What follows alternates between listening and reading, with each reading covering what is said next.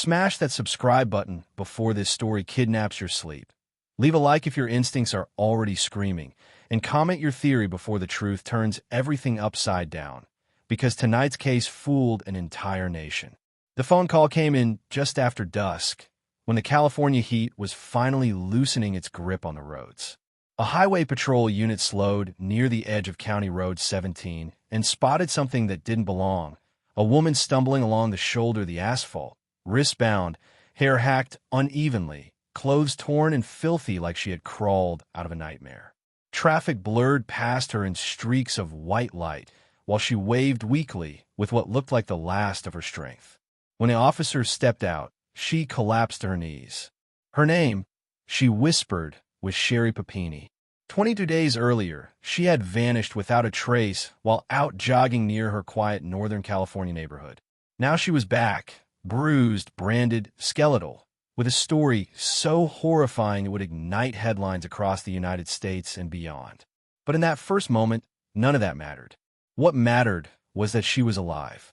Paramedics wrapped her in thermal blankets as she trembled uncontrollably. Her shoulder bore a crude burn mark. Her nose looked broken. Chains had cut into her skin. She kept repeating the same fractured sentence through cracked lips. "They took me. They wouldn't let me go. I thought I was going to die." Within hours, flashing lights washed over the hospital entrance. Detectives assembled in corridors. Federal agents were notified. The missing mother had returned, and if her story was true, 2 violent kidnappers were still out there. The case had already captured national attention weeks earlier. On November 2nd, Sherri's husband, Keith Papini, had called 911 in a panic. He said his wife had gone for an afternoon run and never came home. He tracked her phone using an app. It showed her device abandoned near a rural road. When he arrived, he found it on the ground with strands of her blonde hair tangled in the earbuds. No struggle marks. No witnesses. Just silence. Search teams flooded the area. Helicopters scanned fields. Volunteers walked shoulder to shoulder through brush and creek beds. Keith gave emotional interviews, his voice breaking on camera, pleading for her safe return. He described Sherri as devoted, gentle, incapable of simply leaving. The image of the missing jogger, bright smile, young mother of 2, spread across every network. Tips poured in, but nothing stuck. Until now. In the hospital room, investigators kept their questions soft and slow. Trauma victims remember in fragments. They told each other, "Don't push. Let her lead." Sherri said she was abducted by 2 Hispanic women in an SUV. She described being forced inside at gunpoint. She said they covered her head, chained her, beat her, starved her. She claimed she was held in a dark room with boarded windows and a bucket for a toilet. Sometimes music played loudly. Sometimes she heard arguing in another language. She said she tried to escape once and was punished. Her voice shook as she spoke. Her body showed injury. For many listening, the horror felt undeniable. A composite sketch process began almost immediately. Patrol units across multiple counties were alerted to watch for a matching vehicle. Task forces coordinated across state lines. The story exploded internationally: a suburban kidnapping, broad daylight, random victim. It hit a nerve. Fear travels faster than facts. But even in those early hours, small details started snagging in experienced minds.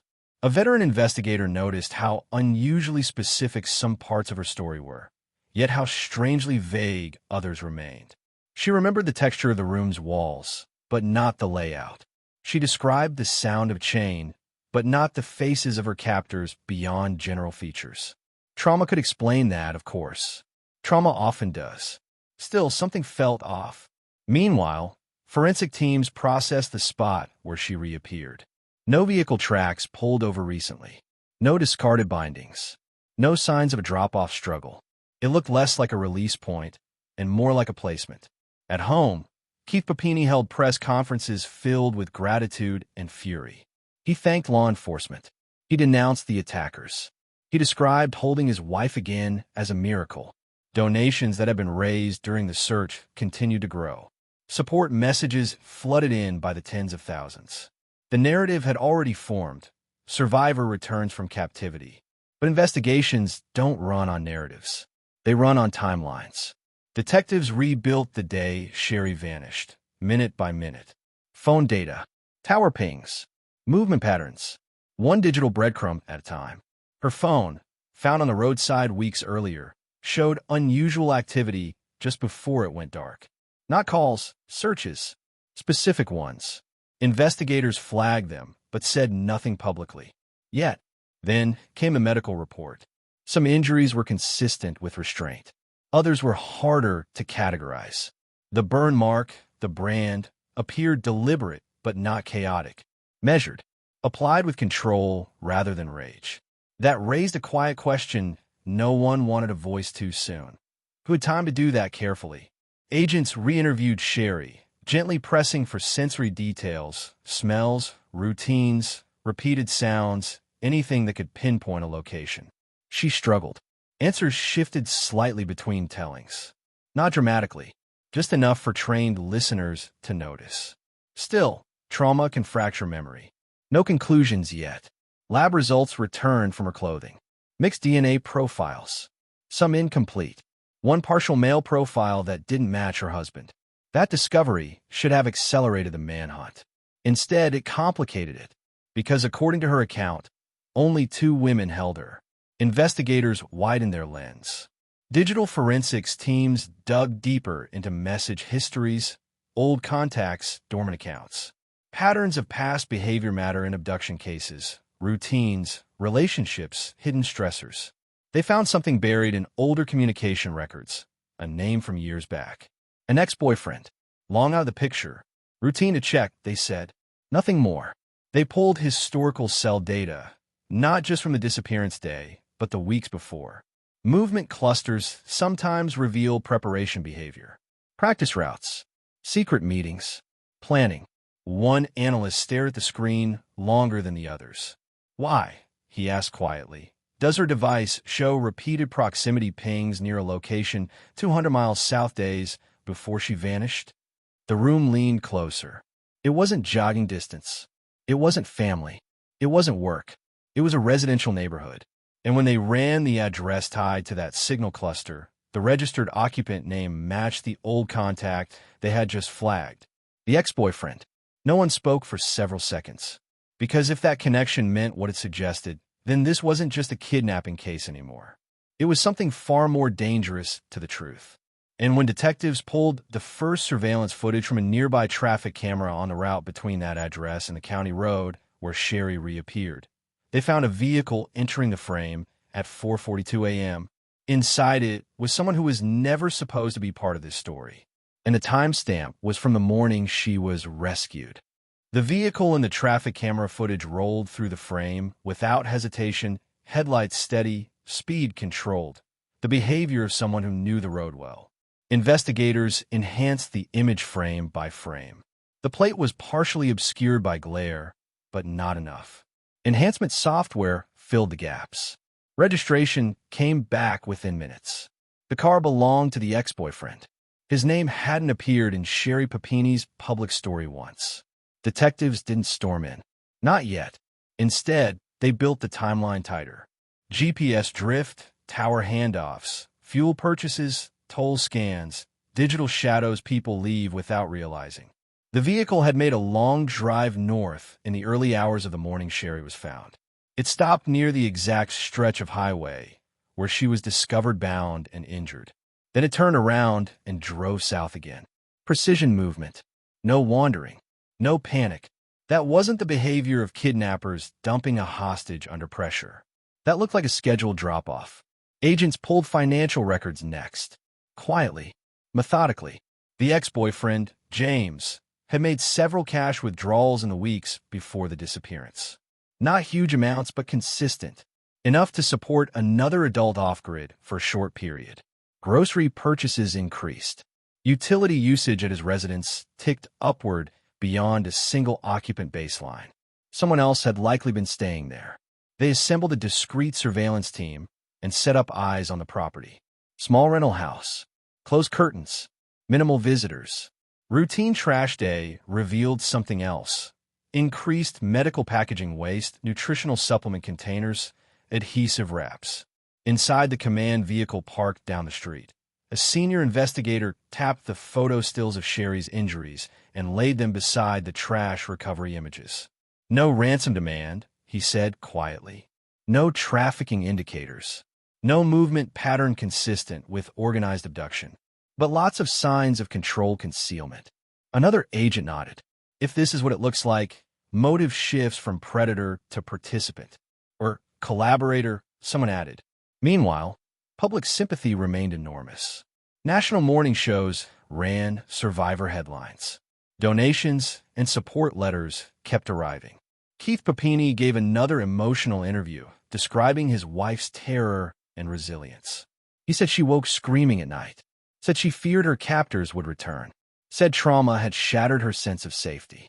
Investigators watched the interview in silence, because by then they knew something Keith did not.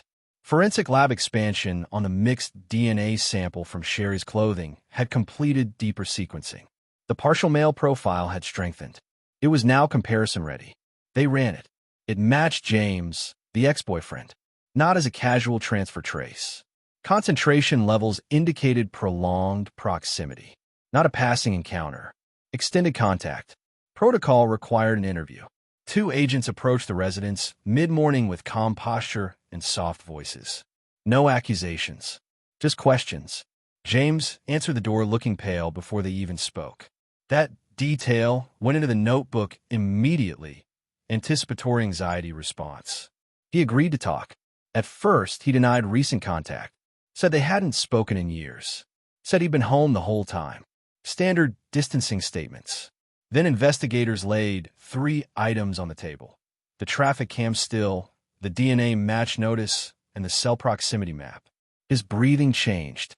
People think lies break with shouting. In reality, they crack under quiet documentation. James asked for water, drank half the glass in one swallow, set it down with a trembling hand, asked what kind of trouble he was in. Not if, what kind. Then he said the sentence that flipped the case on its axis. She asked me to pick her up.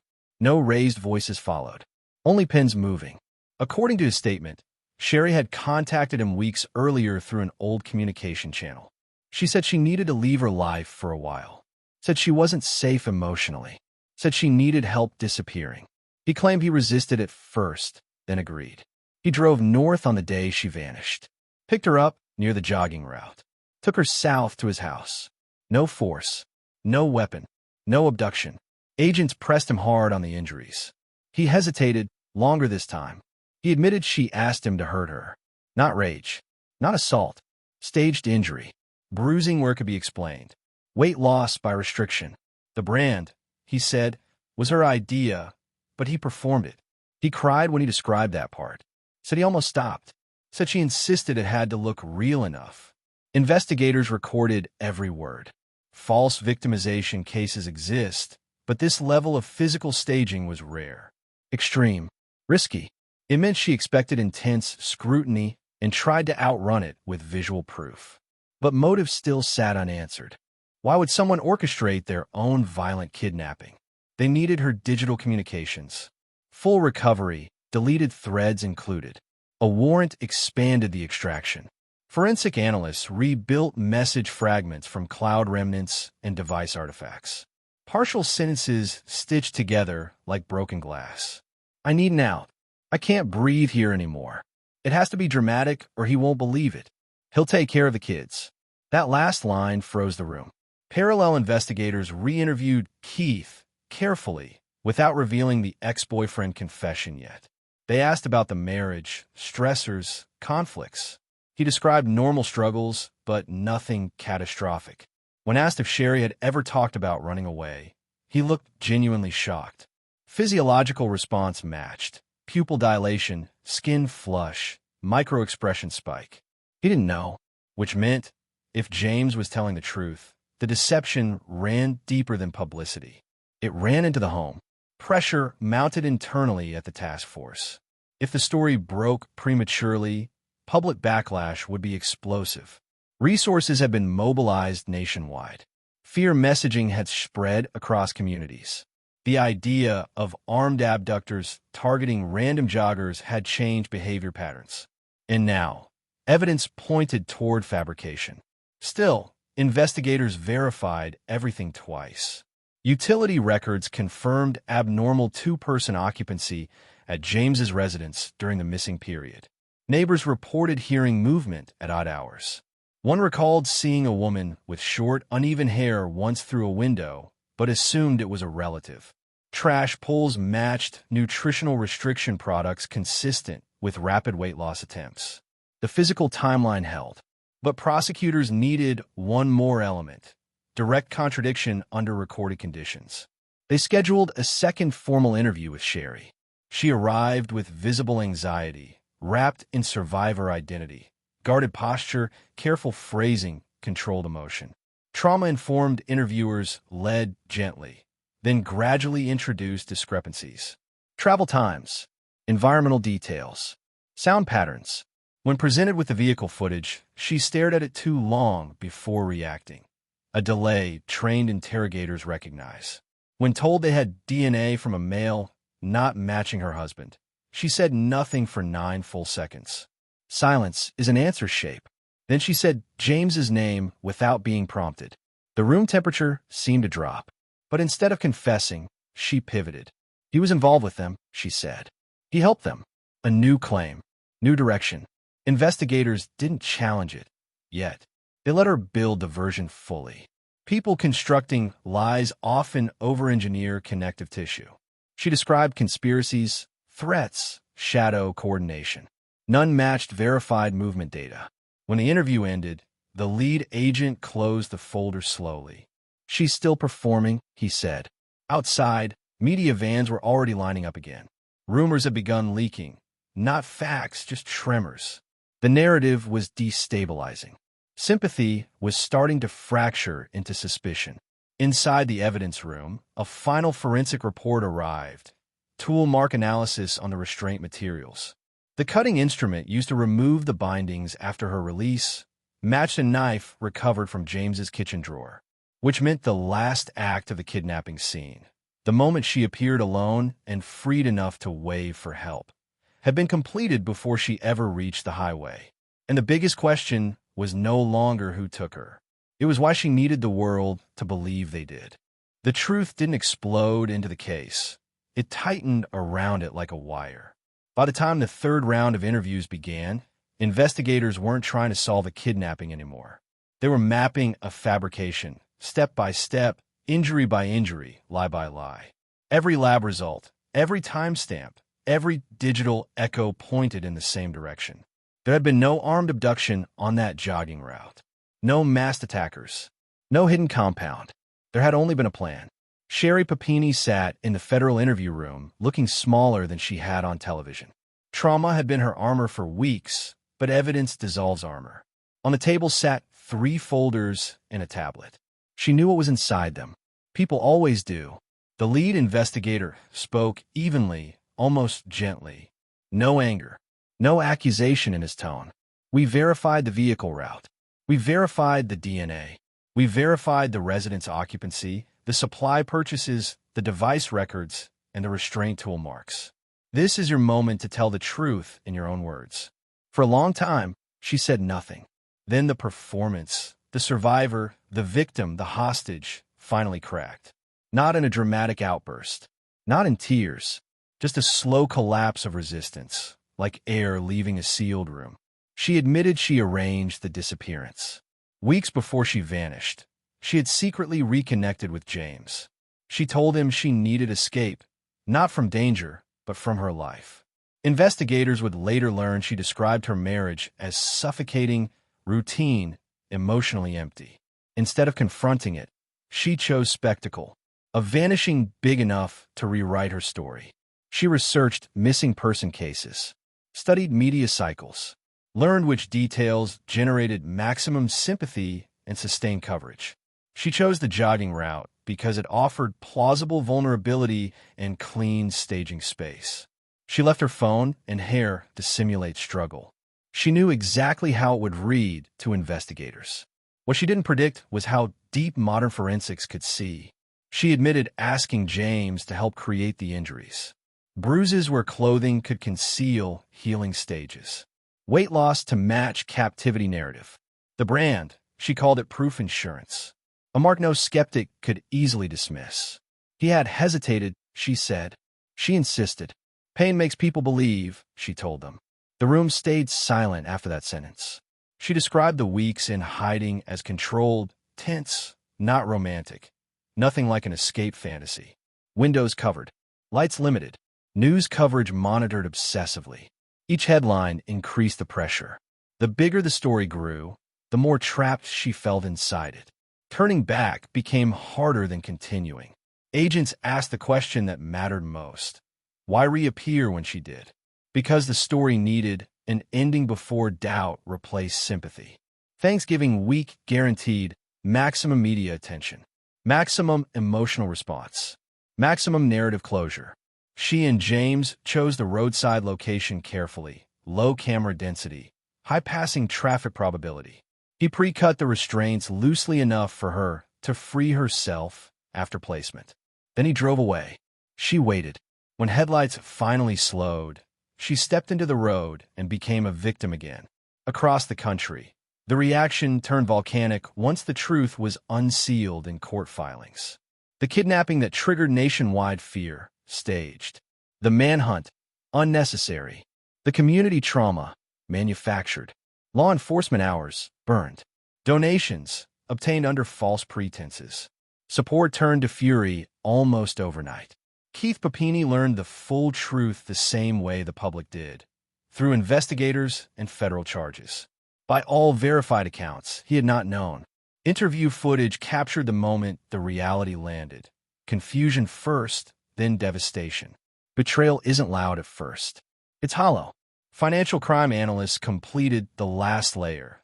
Victim compensation funds, donation campaigns, assistance programs, all accessed based on a kidnapping claim.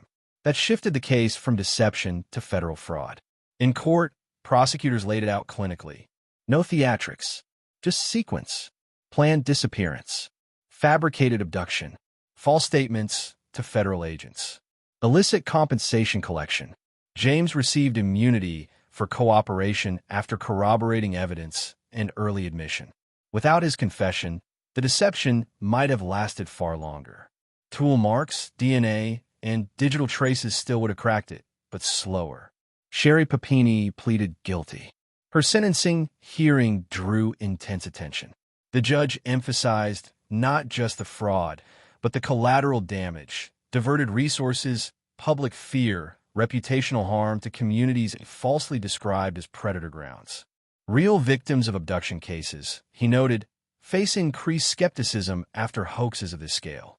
She received prison time and restitution orders totaling hundreds of thousands of dollars. But the haunting part of the case wasn't the sentence.